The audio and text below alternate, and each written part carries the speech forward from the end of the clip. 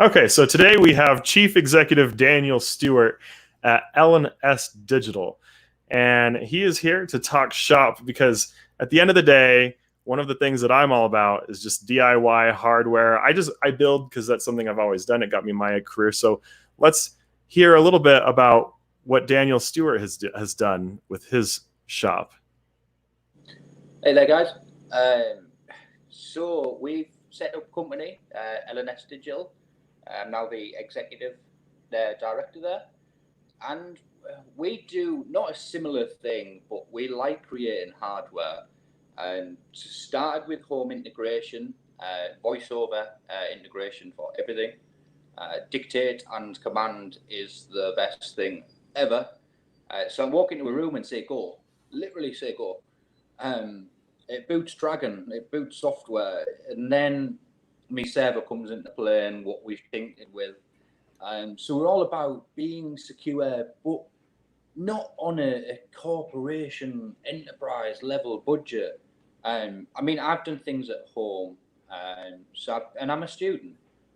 So I study at Teesside University. I study BSc Cybersecurity, and I'm doing it on a student loan. So, I've got a family, we keep money, and so I've had to budget really well to be secure and to create a smart home. And I like tinkering and building things. So you've got questions particularly that you'd like to ask, or? Yeah, so to get a little into that too, one of the things that I'm all about too is just entrepreneurship. And since you're doing your own thing and you're out there doing that sort of thing, it's intimidating, isn't it? But at the end of the day, like versus doing a normal job, like you could have just gone and done a normal job, but why is it to you? Because to me, I'm like, yes, this is the best thing you could possibly do. But to you, what's your reason? Okay, so going to hackathons, going and meeting other enterprises and corporations, we've been able to travel and go to a number of events. I mean, we've met some great people. Besides P&G, we went away with Nissan and we've done Beamish Wild. I mean, Beamish Wild is treetop climbing, and we've done some robotics there and helped. But they were genuinely not even sure in-house, like the likes of, I won't name too many names, but some of them weren't up to speed on the latest technology, I'm like to say, in terms of what they can do in capability for security. We chatted with them, and I mean, it seemed like they just didn't know. They're IT professionals out there in industry, and we could blow them away in what we're doing in capability with a laptop and a Raspberry Pi. In-house, I mean, we have more processing power than I probably need for a long time, with graphics cards and with processors. I've got more CPUs than I've actually counted up. But people weren't aware of security policies that didn't want. Why I started my own company is all of the companies I approached to ask if I could essentially break their hardware for a purpose, they didn't really want to allow, or they went, oh, policies are in place to make sure that we do this, that, and the other. And for me, it sounded like they didn't want to integrate security for cost purposes. And it's not a problem. Cost is not because they go, oh, pen testers cost 15K and they cost 15, get them in to do a full pen test. We'll only do a vulnerability analysis. And vulnerability analysis lack a lot of things. They're given a very specific scope to test for vulnerabilities. And the company generally know they're going to pass. Red team pen test is a whole new level of pen test. I mean, I would like to be able to go and train companies and not charge them like small companies, and help local businesses out, because they're not secure. Like if enterprise level believe they can't be secure, small shops, in all fairness, they haven't got a hook in the world. Under the fact their running costs are very, very, like, the running costs alone, they're pretty much on point to thereabouts turn a profit and take a wage, which then doesn't allow, if there needs an IT infrastructure, it doesn't allow them that budget to build it safely. They just get an internet, go, oh, I've got internet, cool. Yeah, totally. So being able to hopefully train and help train staff in a very structured way to go, okay, look, I can leave your company with this. I can help your company be up to a better standard than some of these big companies. Look at that, you're working at this, and we can provide a certification. To a sense, the government introduced different pieces to be allowed to say we are secure. Under government regulation, we are secure. And it would be nice for a lot of companies to say that, yeah. And that resonates a lot with my background too, because to a lot of points that you just made that are actually incredibly important in the market is I come from doing a lot of compliance. And when I worked at even just like Logarithm and whatnot, everything that I built were for the compliance modules and the compliance analytics. And what companies will do is they'll buy security infrastructure and security research stuff, not for the sake of being secure, but for the sake of meeting compliance. Yeah. And so then there's this confusion where some people will look at compliance as security, which it's not. And then there's some other things that you mentioned that are really important, because you fall into this vein as knowledge on the internet is power even more so than other things that we've seen in the world, in my opinion. Because if you know something, or you can figure out how to get something online, or figure out how to architect something, and if you can figure it out and you can build some skills, derive some knowledge, if you're trying to look for jobs, you might find that just you're tinkering alone and doing things on your own, and then like on top of that you have college education, like all of a sudden you know so much that corporations, it's like if they have a lot of people, like they probably need a lot of people to then be more knowledgeable like you are, where just hiring you would kind of uproot you from being able to go and provide that education to all these people who need all this awareness. So in terms of like the things that helped you learn all of this, how did you even learn all this? Because like you can build just about anything. So learning actually started, yes. Would you 1 second? All right, cool. Yeah, that was just my little boy. So actually learning, where I gained it from, was back from my grandparents. My grandparent and my granddad was quite really knowledgeable, and me not to appreciate that at the time, but he had hardware. He had video editing, and he set his own business up as well. When I was like maybe 6 year old, just going back a little bit now, and he built websites for his company, and then for others as well. So the knowledge came surprisingly from gaming. I gained a lot. I love PCs, and my passion became more of, I didn't just want to play the game. We found some open source code. It was leaked initially, but the games company, I certainly will not mention the name, they sold out. But they actually released, they've done it in a good way. They released the assets, and it gives the community a chance to take over the game, to take it in their own directions. I must have been 12-year-old when I was doing this, and it gave me the ability to script NPCs, so non-player characters, little, and when you click on them, they'll allow you into a cave, but the cave does many things.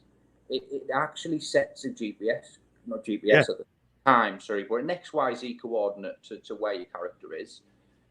So you program locations, you program flags, so your NPC sits in the corner, for example, and then you're actually hard. Knowing now what it had, it is actually in depth. It had an SQL database to control randomization of actual creature spawns. So creatures spawned at certain locations. You give them a time for when they come in. So you'd have a boss come in every hour, and then you'd have a random boss that comes in every so often. And then when they go in, for everyone they kill, it goes, your NBC script says, okay, I can see a player in here. That player has done flag 1. So flag 1 was to kill the mini boss. Okay, the boss has spotted it. The NPC script runs and finds what's happening in the SQL database. And it goes, this is dead. Okay, I know that. I know this person was there. Done. And that's flag 1. Flag 2, and you could have, once you started to allow the players to create their own flags in the certain locations, it become a lot more interesting as well.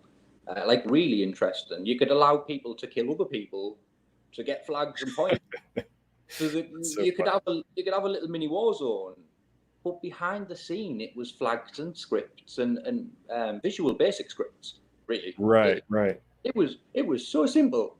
If you knew it was simple, you could read it kind of like a piece of paper.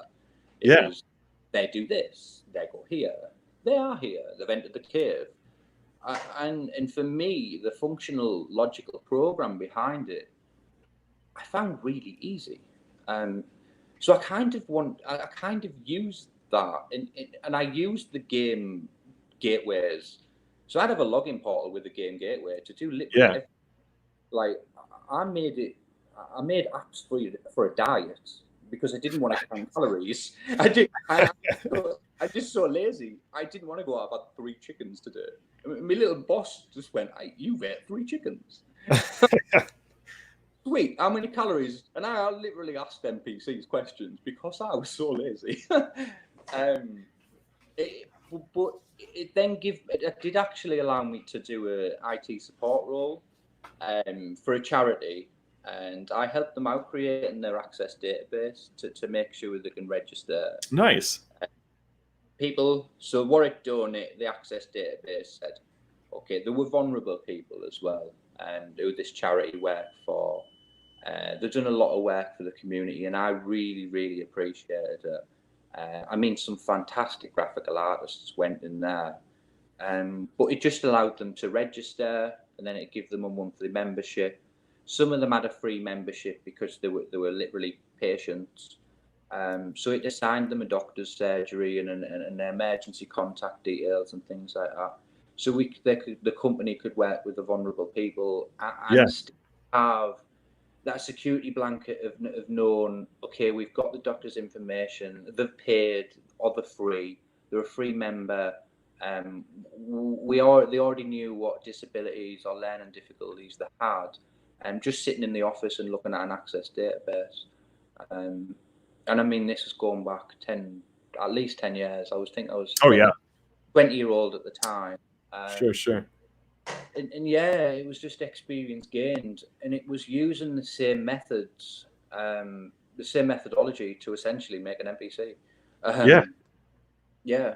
And it's funny because tech kind of all is the same under the hood in a lot of ways. And I remember we used to call it, when you like change objects in a game, like hexing. Did you ever call it hexing? Like if you modify anything in a game back in the day?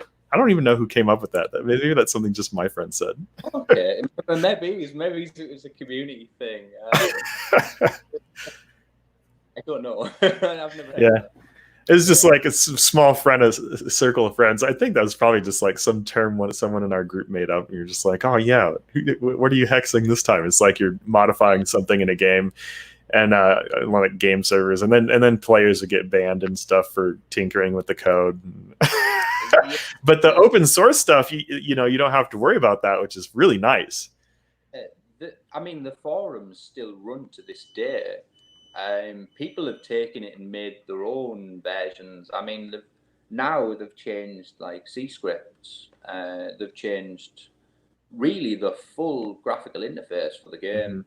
And there's different versions now. Like I say, the forum and the community developers, I've done fantastic thing, and this is just a retro game. It's still top-down view, and it's, in all honesty, probably what people would say now is a really rubbish game. But people love it. Genuinely, there's like, I'm in a random server. I still play it to this day, and there's like 100 people live, constant.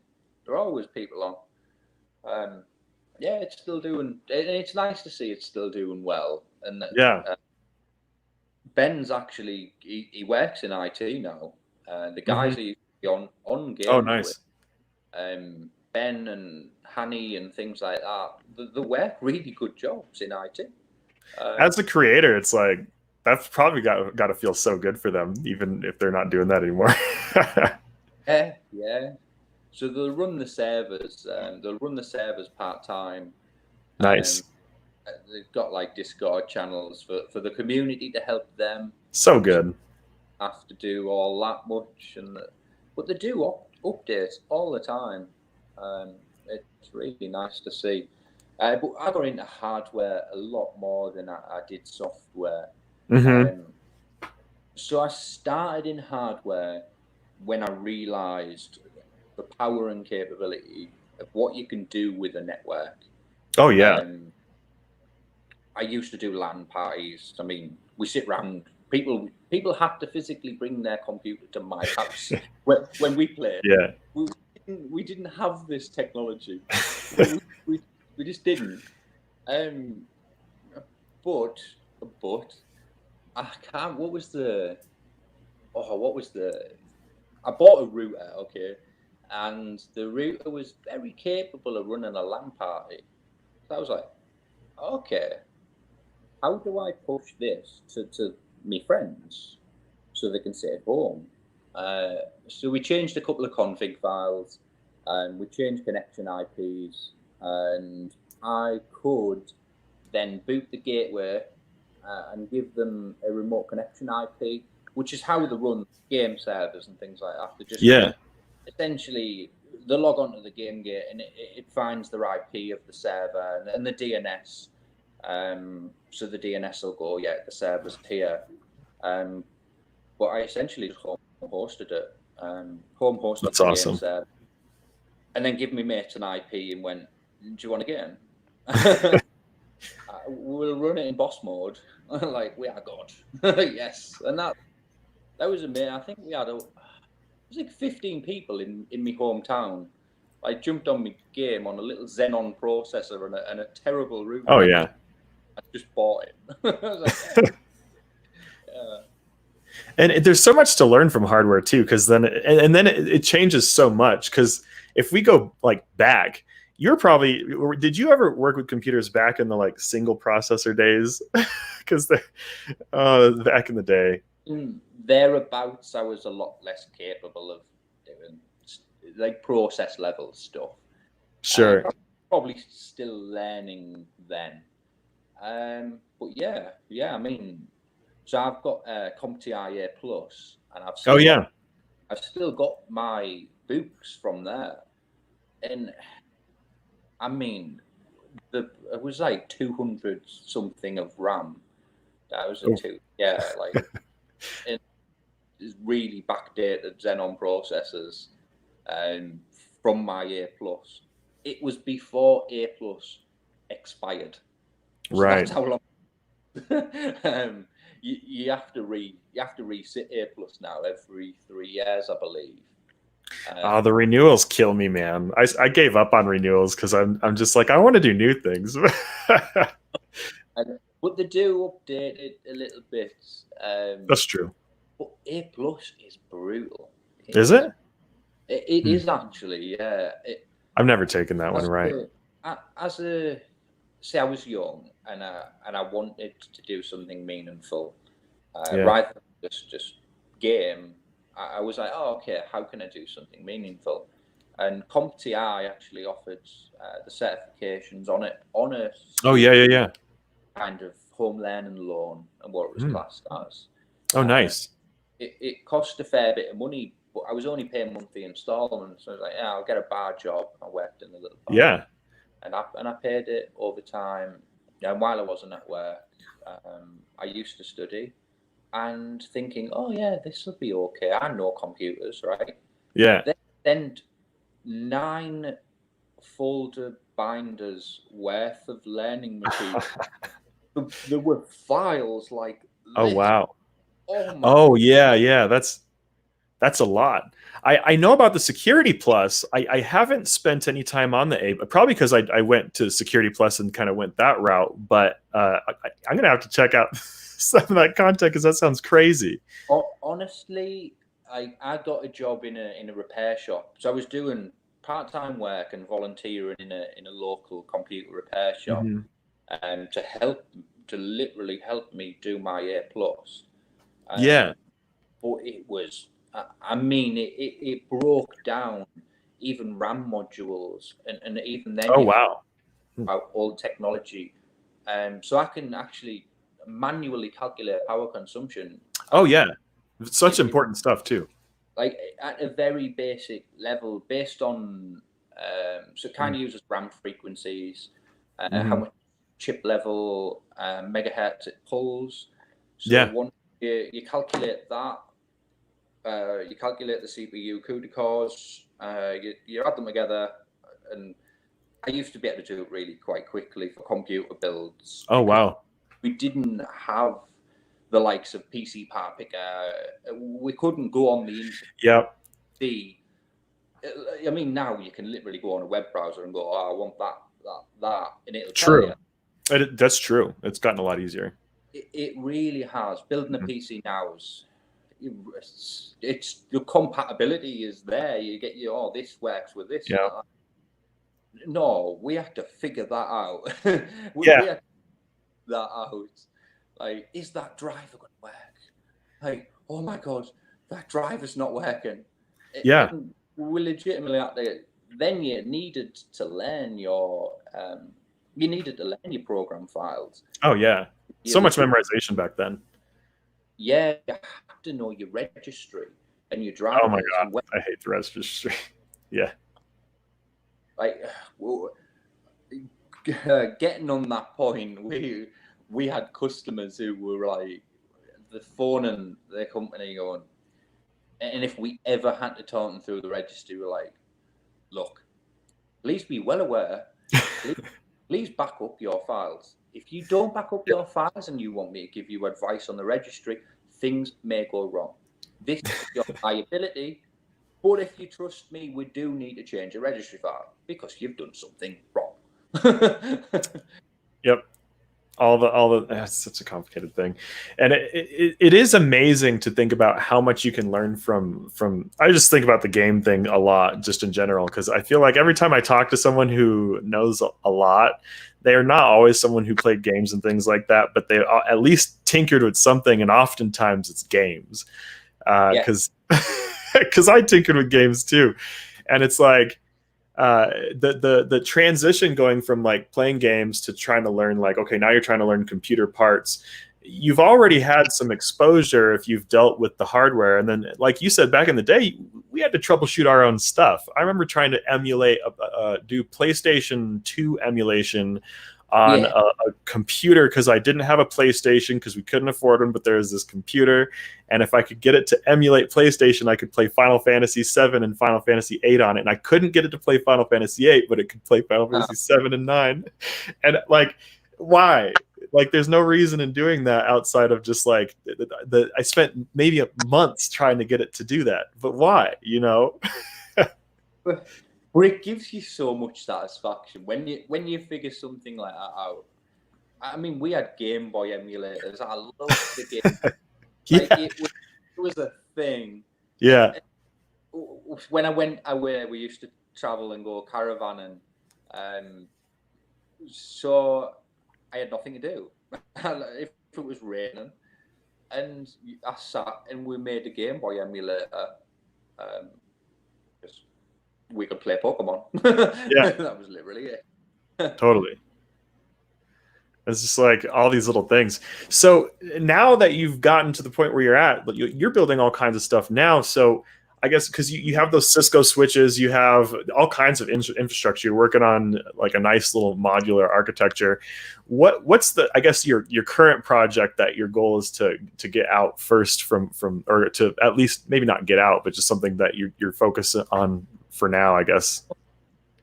The main focus at the moment for the company and for L&S Digital, the first project is being able to have a hack lab that I can remote connect to.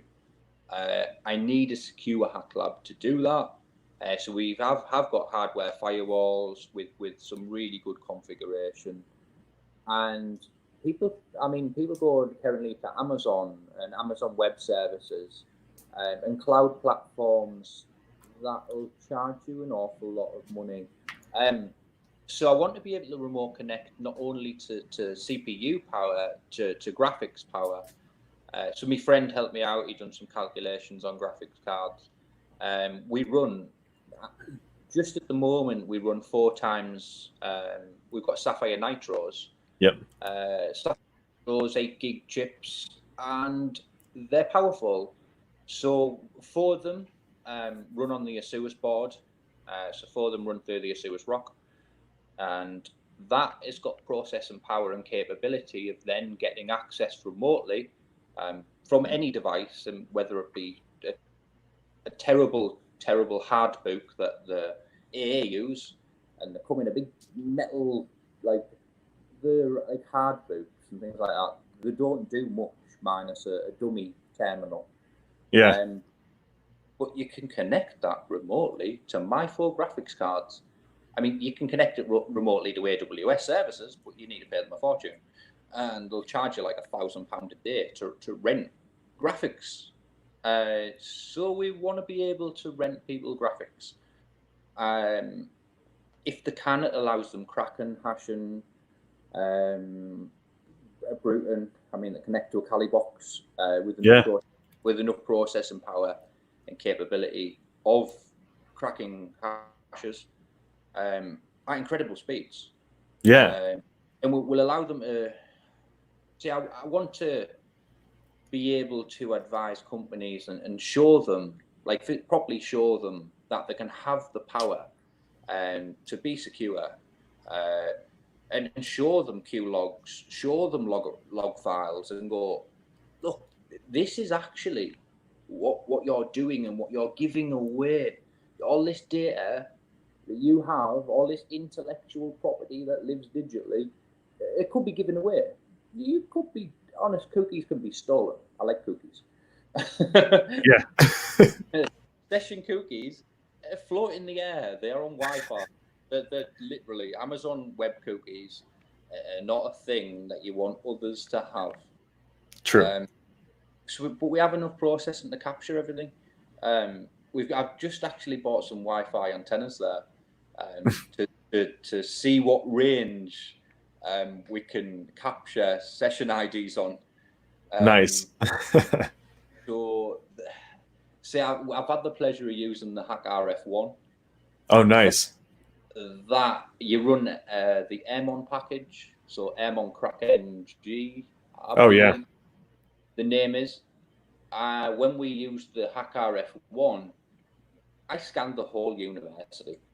Nice. And I mean, I was finding people in the pub over the roads that was probably far away from me, and still capturing everything from SMS text messages to phone calls, live phone calls. Right. Would it give range? So it went how far away they're based on their signal strength. And we found out they were there because they were on the network ID of the star. So yeah. we then knew their access point, what access point you're connecting to. We could have, we didn't. University policy stated, literally, we weren't allowed to record or capture. We were allowed to live scan, and we were really not scrutinized, but really monitored, because we could have caused a whole hell of trouble. Oh yeah. Oh yeah. And then, but the demo was fun because we had people with the mobiles, and I said, "Can you send this number a text message while you stood there?" And then they came a little bit, come a little bit closer. Right now, Yep. look at this screen. Look at this screen. You're there. That's you, I think, because you're in this little bit of signal range. I believe that frequency is your text message. I'm not going to decrypt that text message because that's then for breaking the law. But Yep. I can see you made a phone call. I can see you are on this network point. Yep. People don't realize that. It's true. The power if just, and that's just airwaves. It's true. My friend, we were allowed, and he was the executor of the university. He was like big boss. He went, all right, I'll allow you to do this. So he pressed the remote control on his car keys. We captured the airwave, recorded the airwave, and played it back outside, and we opened his car. Just in airwaves. Yeah. Because cars just work off of the same waves, usually 2.4 gigahertz frequencies, like for better or worse. And people don't know this stuff. It's like a key fob. You can spoof a key fob. Not only can you spoof a key fob, but you can have one key fob that basically gathers different IDs to act as multiple key fobs. You can do all kinds of crazy stuff. It is good for people to see that, though. And I imagine people probably appreciated that. Yeah, they really did, actually. And to be slightly more aware of that, it was to promote security awareness and just say, like, look.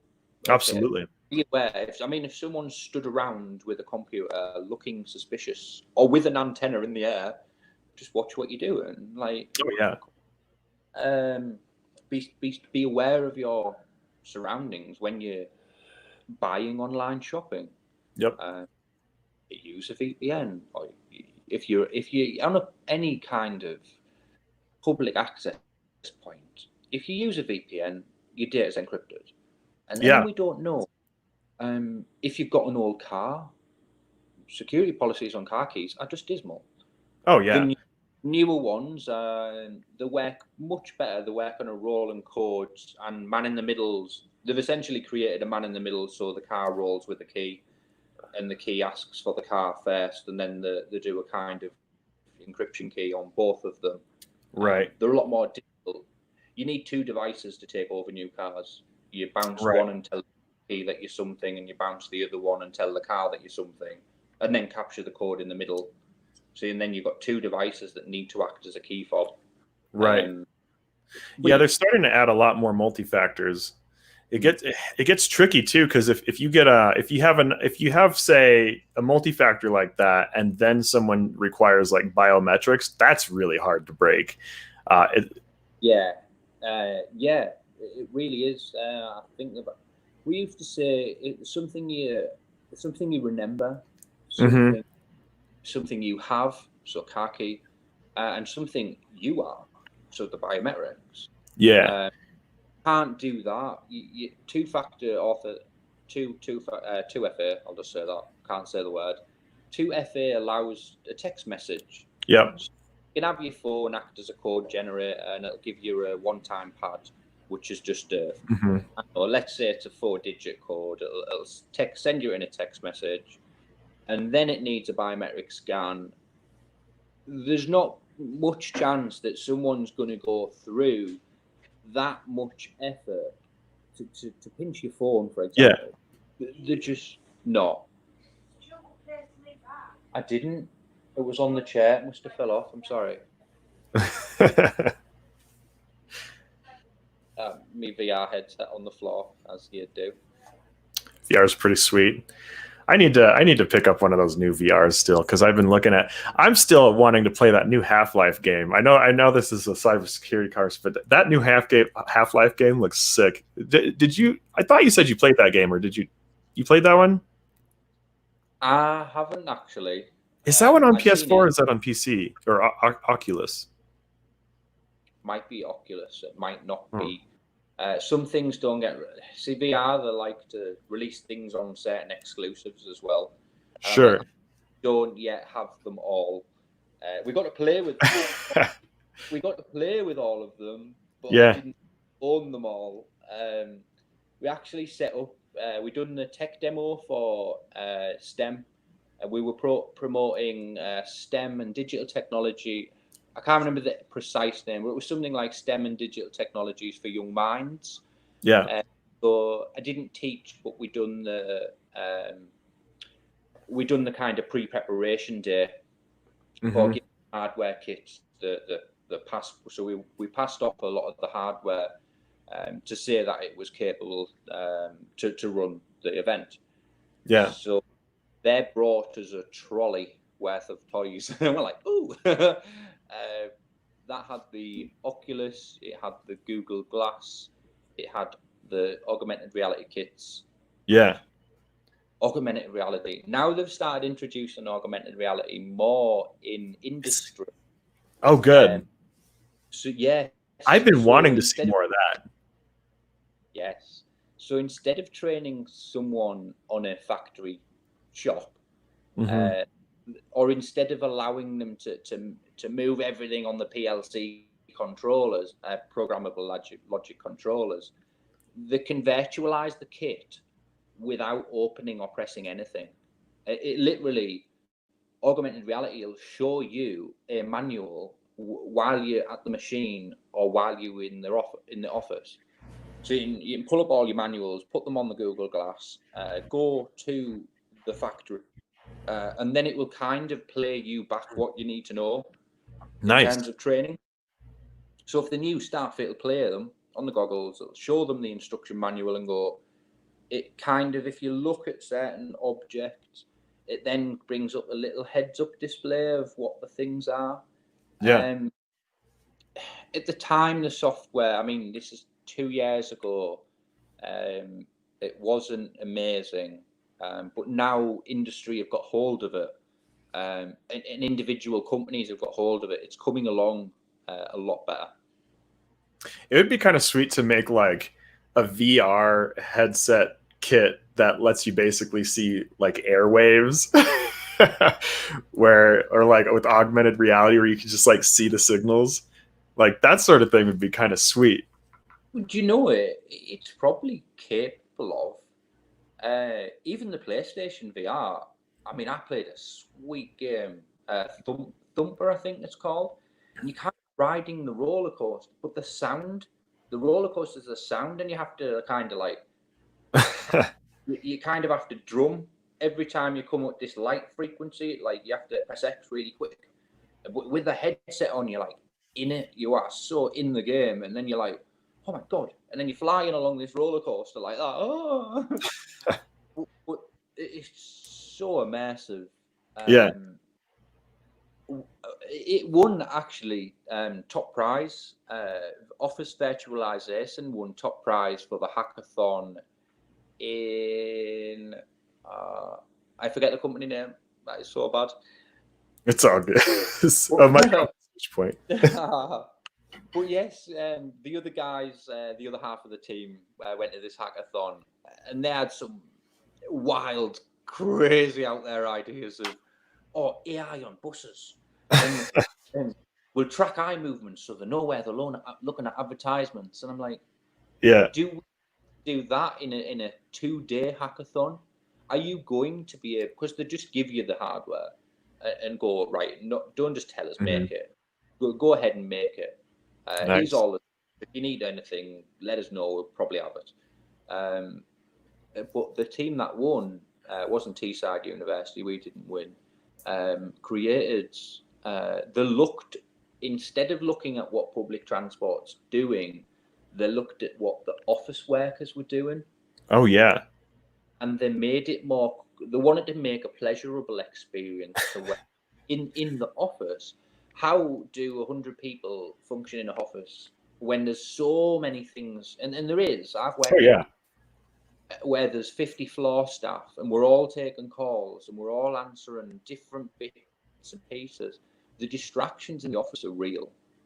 It's true. Yeah, You put that in a virtual headset, and you are surrounded by your work. that does make sense. Yeah, It really you does. you include 3D audio, and you can literally Yeah. lie in your chair with a headset, with with a tiny hand controllers. You can actually, it's so precise. You can track it. You can type on a keyboard. I mean, if you normally know your keyboard anyway, like I know mine really well. So you're in a head. It doesn't matter. You can't see. You're That aware of your surroundings because of the external camera that knows where you are and where you're moving. So because it knows where you're moving, you're literally in the headset. Your surrounding area, I can't. My wife sneaks up on me. I don't even hear it. I've got the headset in. The headphones hang down. You put them in that 3D, and it's got a rubber blackout mask that goes right down there. Oh yeah, perfect. You can't see the floor. I lost my own hand the other day. Oh That's my so god! funny. I Where am I at? That would be so convenient because I remember working in cubicles, and it's like cubicles. There's a lot of people. Sometimes you need cubicles, but it would be so nice to have something like that that just like walls you out. Yeah. Do you watch F1 much? I feel like I've seen it, but not so much. So if you watch, there's a Netflix series behind the scenes on Formula One, right? Oh yeah. So their communication guys. I mean, the technology. I'd love to work for Formula One, right? Oh yeah. Be able to do, because I mean, their controller on their steering wheel. Yeah. Oh my god, the technology in that thing is just capable of anything. They're Yeah. fantastic. But you'll actually see them. They were all sat in the room, and they were watching the live feed of their driver. So they all normally have two drivers, like McLaren have two drivers, and Yeah. they're all the team in McLaren get provided the helmet.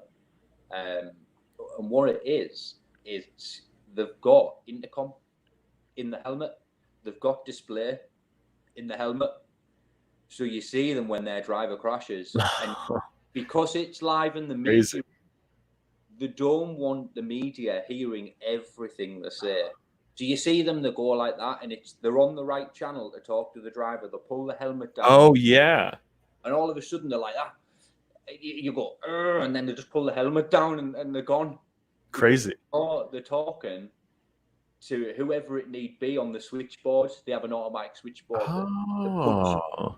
Yeah. That's slick. Yeah, and it's like that's so slick.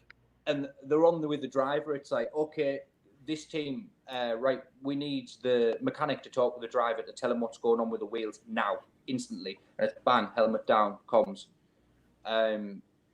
They are on point. They've got all the money in the world, but you know, they're on point.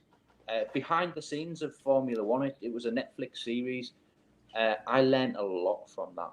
I actually learned. That's crazy. I need to check that out because, I like stuff like that. Because one of the things that I'm into is just like life support in general. But the thing that got me into that is, so I used to fly, and then I wanted to fly jets for a while, and I was going to go to the Air Force, but I have like too many like bodily issues to go to the Air Force, so they're like, no, you'll just fall apart. So, but. Me too. Right. And it's like, so I wanted to like work on the helmets and do like the life support, because they get like their chest panel depending on the type of life support they get, and like the helmet, and like that technology fascinates me. And like one of these days, I swear I'm going to be working on some helmets, because that I think that's so neat. And so hearing that, like, I'll watch it just because I want to know how they do those helmets. I was able. I got the opportunity to. I was working for an electronics company, and I was on quality. And so I got that many qualifications in quality. They allowed me to work on military kit.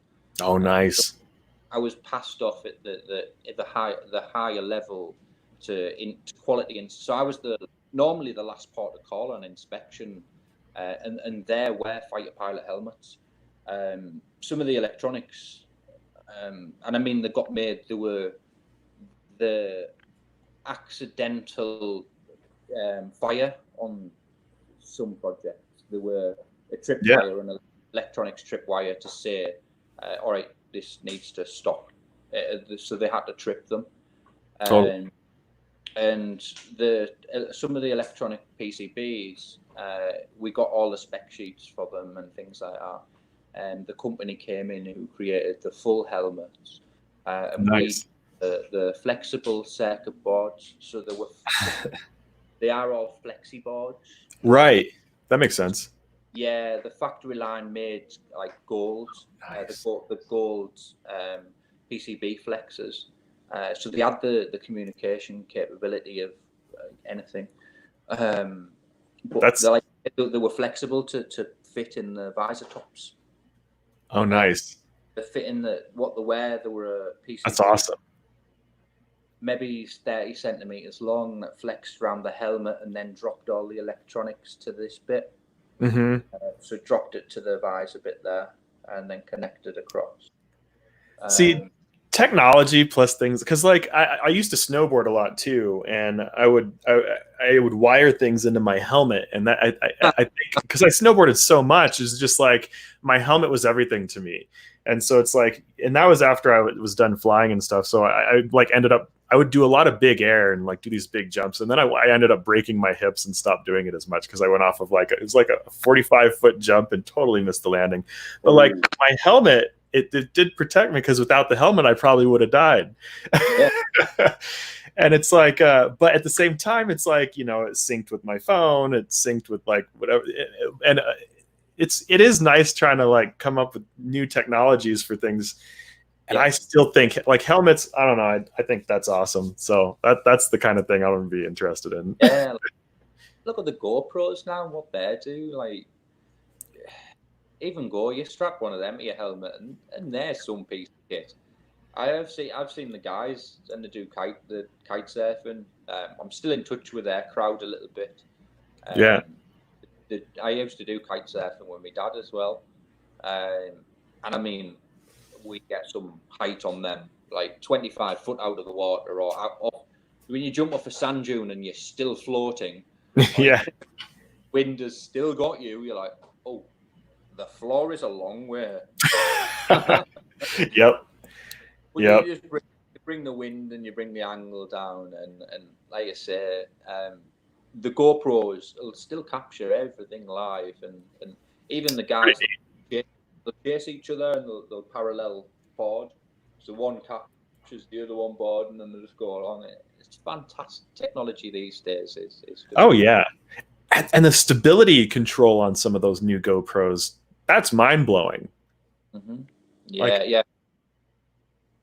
It's because it's like we have this combination of improved code, just because that's the way things go, and then also improved hardware, and we're kind of hitting this weird point where both are having this like massive explosion, where software is becoming significantly more accessible than ever, and then hardware, like thinking about some of the things, because like networking stuff, we were talking about some networking stuff earlier before we started doing the stream, that I think is pretty interesting. Because thinking about my own network, I started doing upgrades to have like 10 gigabyte transfers across my home network, and then my network will be ready for like 10 gig networking. There's no this overkill everything, but like as builders, you've got some overkill networking stuff too, if you want to talk about it, because there's something fun about it. Yeah, I'll go over briefly. So we've got the Firebox. And the Firebox capable of hardware firewall and 10 gigabit speeds as well, to be able to do that on a port. So we can do fiber. So we've got a fiber backbone in-house. We've got. I want to copy off you a little bit with your power over Ethernet switch. Because that is nice. PoE is perfect. PoE is so nice. Stop this. Sorry, my little boy was just asking what the live stream's called. Oh yeah, so this is the Ask Nate O'Reilly channel is what my YouTube channel's called, and so this is just another. I haven't really come up with a name for that. I just start interviewing on them. Yeah. Ask Nate O. So it's there spelled NATO. But yeah. Find us on there, son.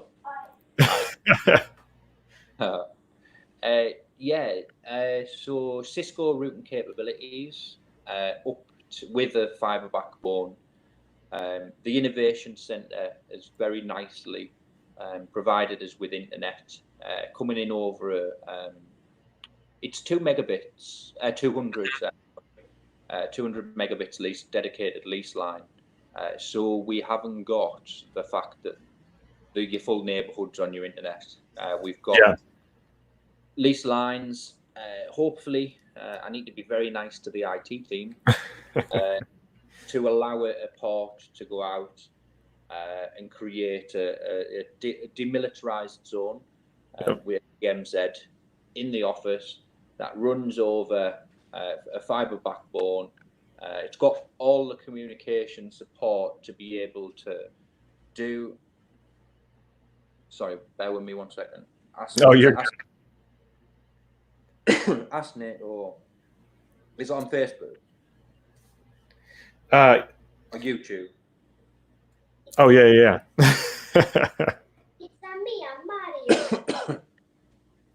Family's good. Ask Nate, or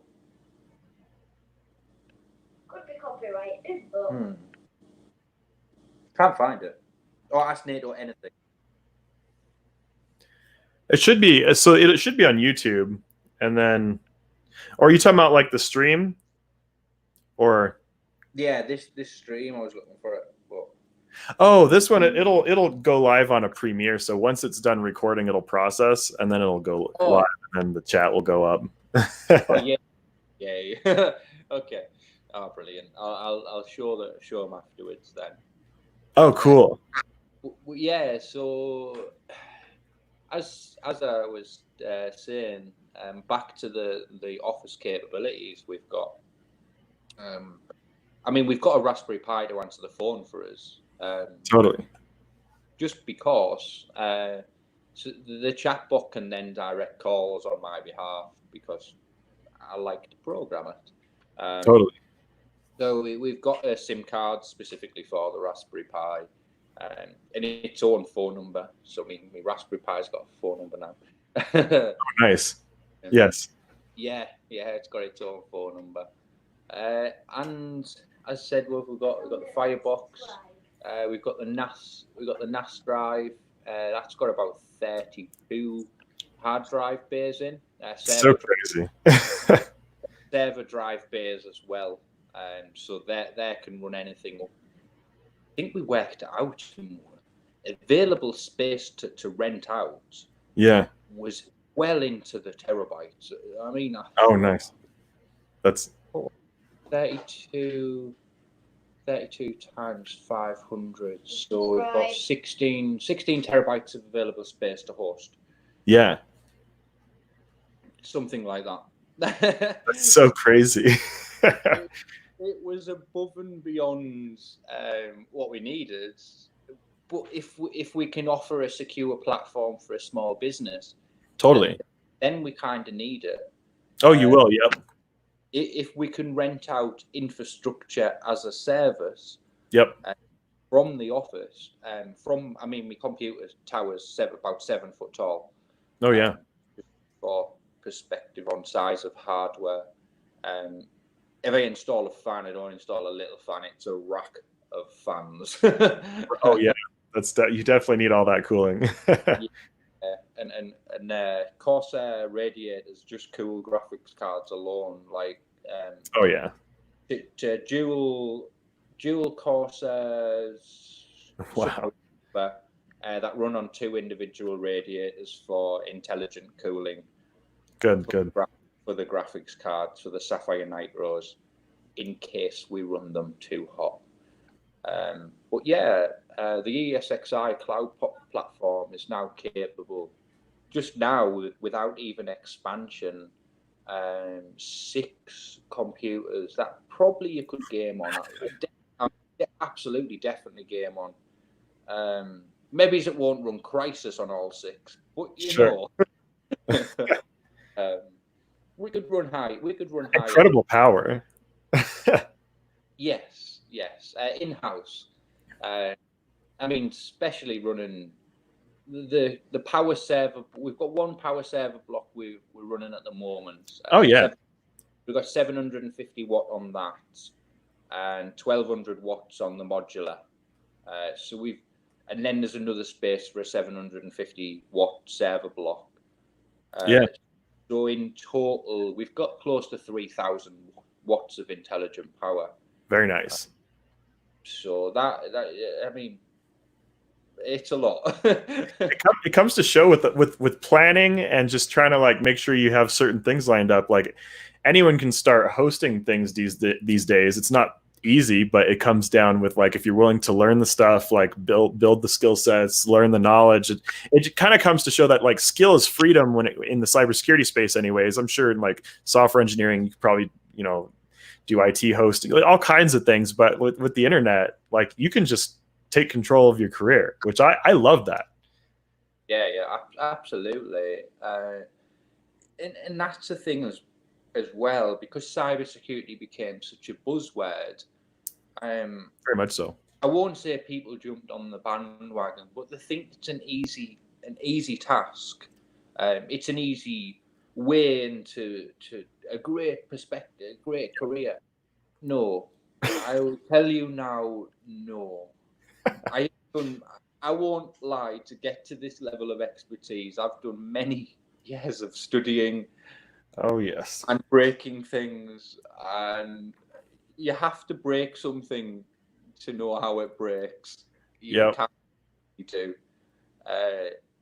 And with cybersecurity, again, when you want to get to the industry level of breaking things, of breaking mainframes or data centers, which is essentially what we've got now. L&S Digital have got access to a data center when it's all rigged and set up. But like I say, that for me to know that planning, absolutely, documentation for days, months, making sure you've got the knowledge before you start something, learn about it. If you know it, good, cool. Move on. And the benefit of cybersecurity is it moves so fast. You can always learn something. I'm still learning a different thing every single day. But make sure you have the skill sets to do what you set out to do. If you don't learn them, there's so many places to learn. Oh yeah, so much. I love like Hackster and Instructables and things like that. I still go to YouTube videos just to find out what to do because I don't have a clue. So honestly, I do not know.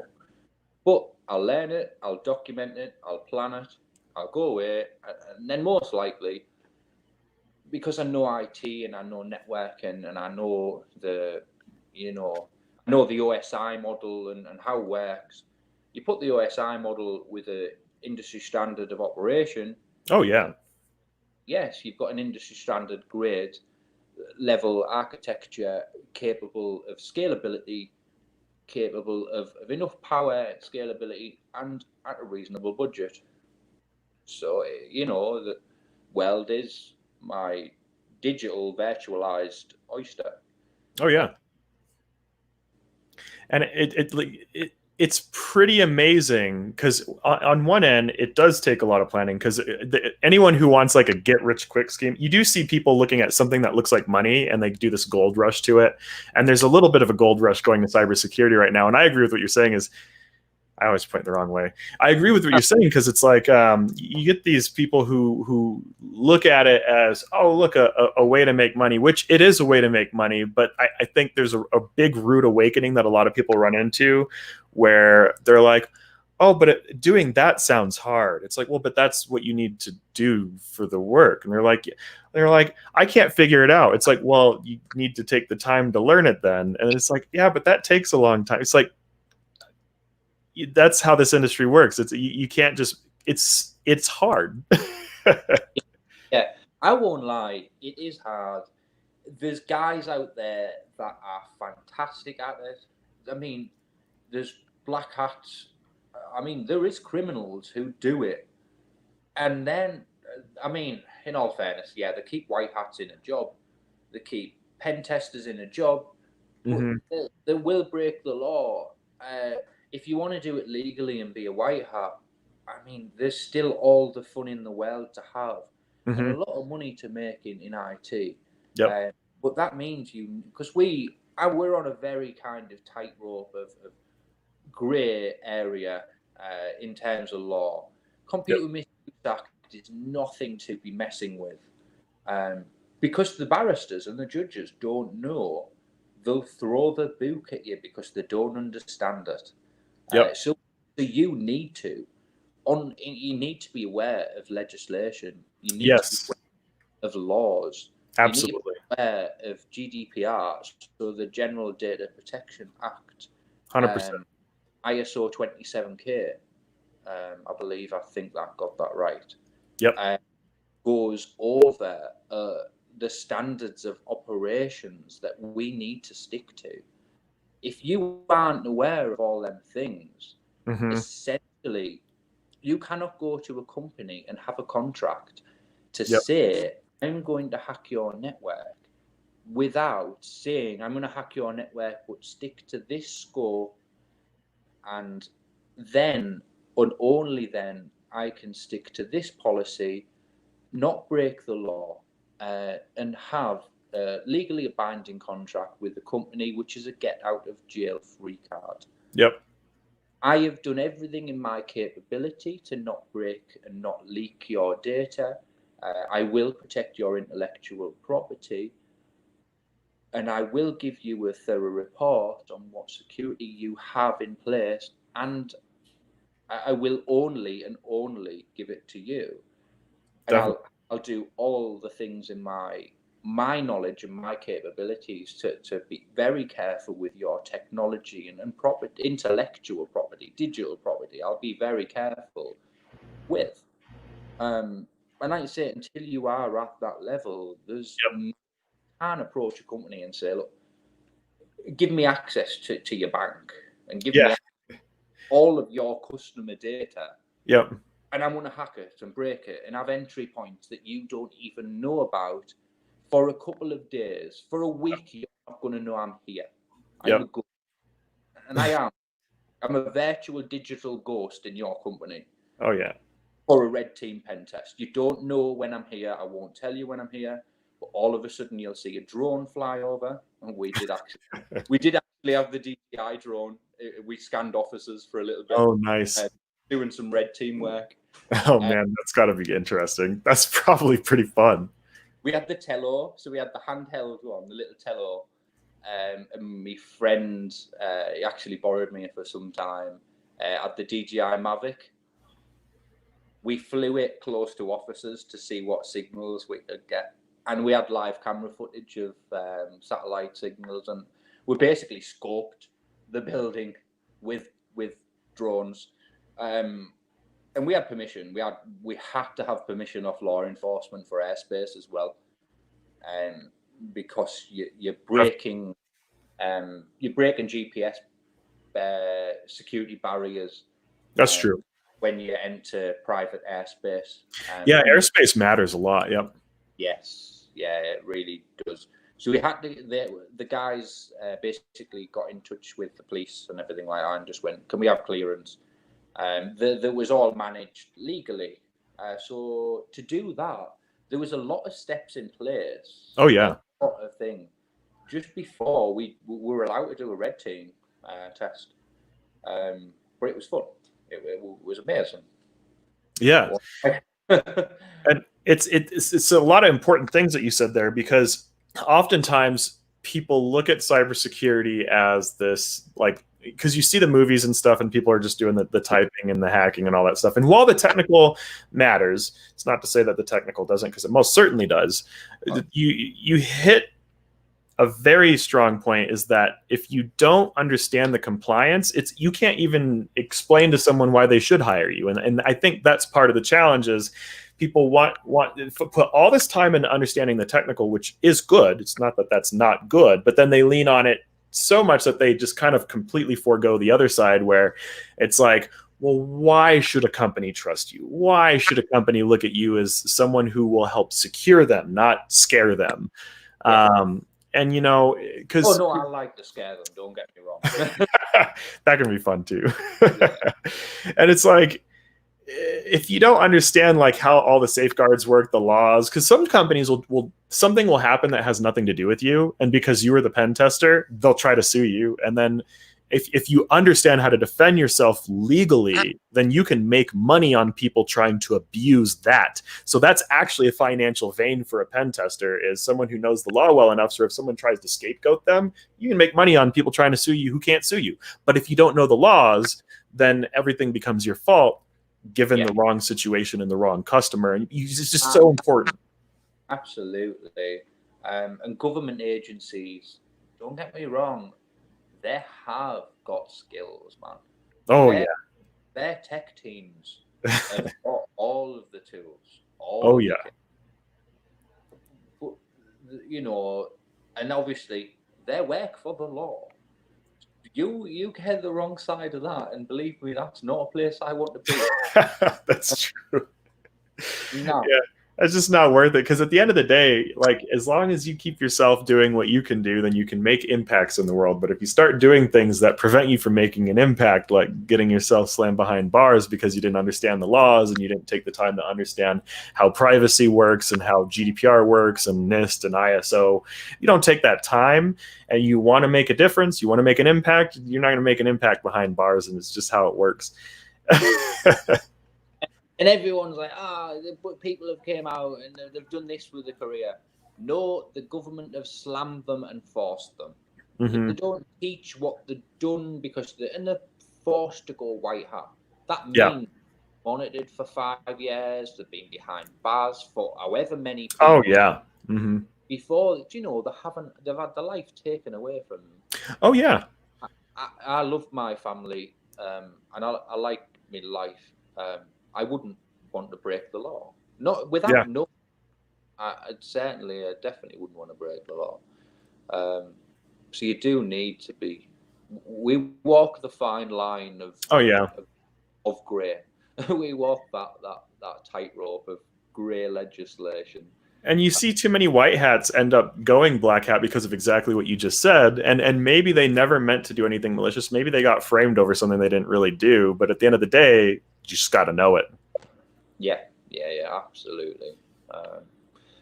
Well, I am going to kind of sign off and top of the hour. So I need to get some sleep. I have a really busy day. Basically lifting servers on computers. Of course. You've got some hard work to do, so we'll let you get back to it. And I just appreciate your time, appreciate you coming on the channel.